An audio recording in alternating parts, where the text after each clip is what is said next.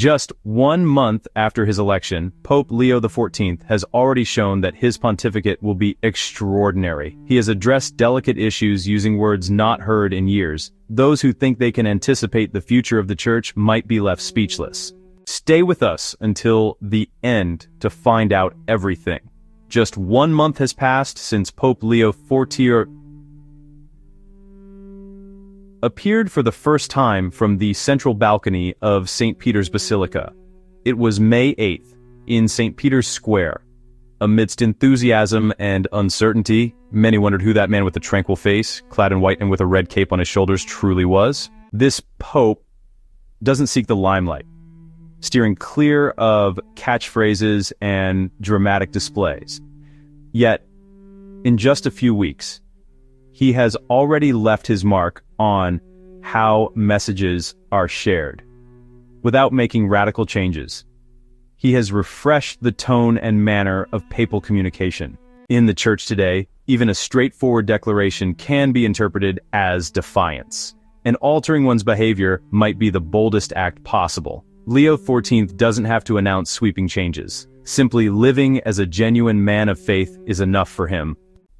Let's reflect on the importance of honesty and openness, two principles that should never be overlooked, and today they are more visible and discussed than ever.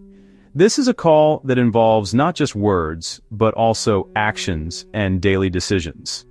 A way of living that, in our hearts, we all hope to witness in those who guide the Church. Nowadays, it takes very little to be seen as someone bringing change.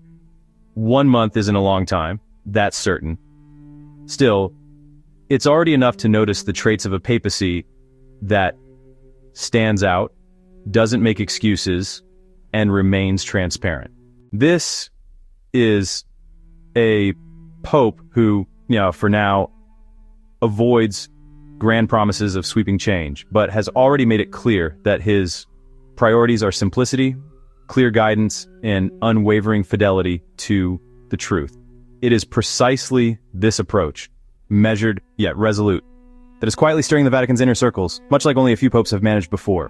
Navigating the intricate process of papal succession, Leo XIV is revealing a depth of wisdom that has caught even his skeptics off guard. Rather than breaking away from Francis, he is forging fresh relationships for the future.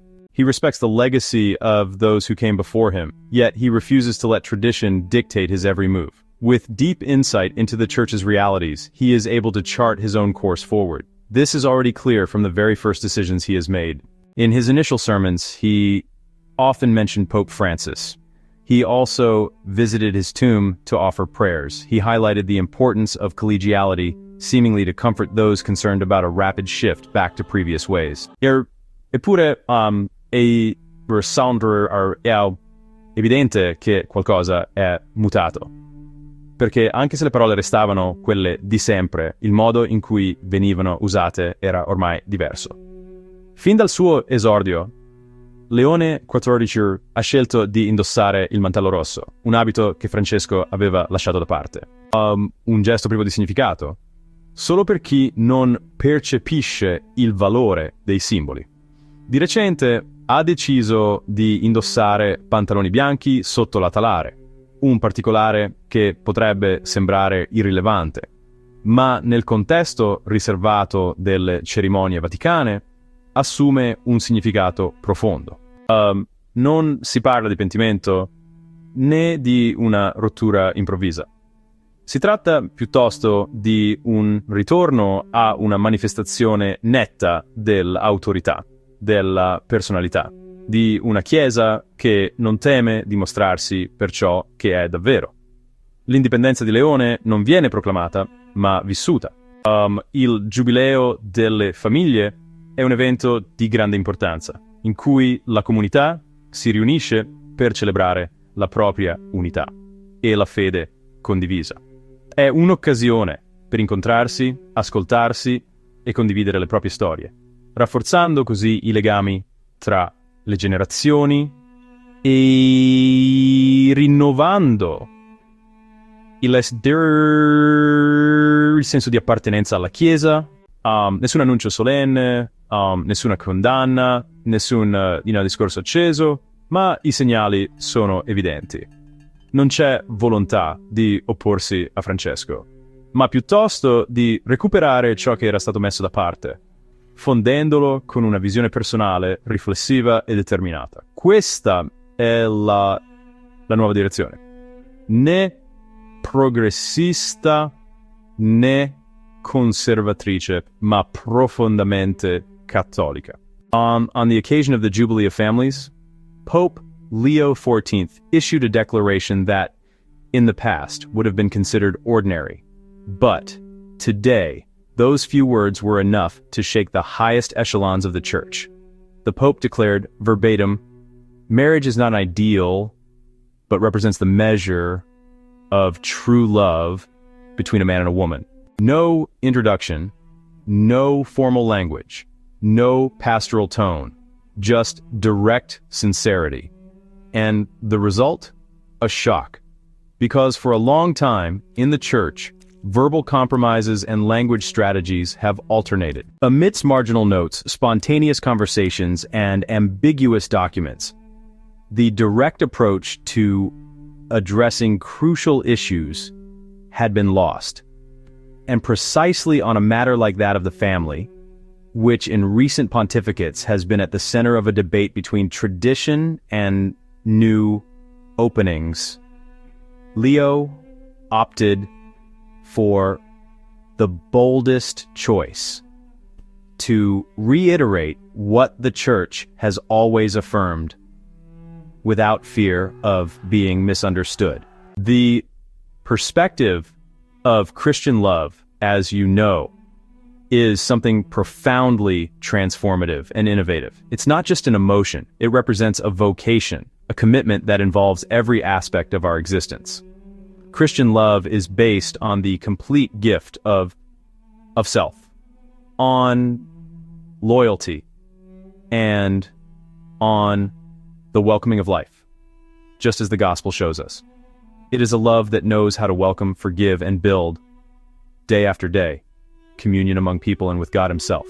Ultimately, this vision pushes us to transcend what is temporary, to aim for eternity, and to live love not as a fleeting feeling, but as a conscious and lasting decision. But its message went further. It indicated marriage as an example of love between man and woman, a total, faithful love, open to life. Not a simple option, nor an ideal to regret, but the real manifestation of Christian love, the foundation upon which civilization is built. Moreover, he has taken a clear stance, rejecting any possible ambiguity regarding different forms of union. He has carefully chosen not to yield to the ambiguous language typical of current society. In these declarations, there is much more than a simple moral stance. There is a way of understanding the human being, a vision of freedom as a gift received, not as something random or limitless, and a careful reflection on the individualistic drifts that impoverish the bonds between people. Above all, the importance of bringing the family back to the center emerges, not as a mere symbol, but as an essential foundation for the Church and for society. So far, no official announcements have been made, nor have any concrete decisions been adopted. Yet, in some sectors of the Church, a different atmosphere is palpable. It's not a revolution, but a new sensibility. Leo XIV has not expressed himself on the Latin Mass, nor has he shown any signs of disapproval. He has not reiterated Traditionis Custodes, but he has not openly supported it either.